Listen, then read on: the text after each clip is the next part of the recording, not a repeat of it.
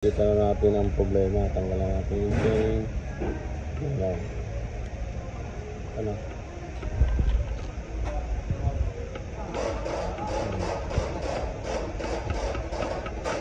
Ayun yung maingay.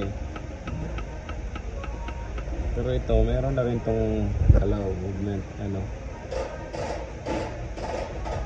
May konting movement na din siya, ano.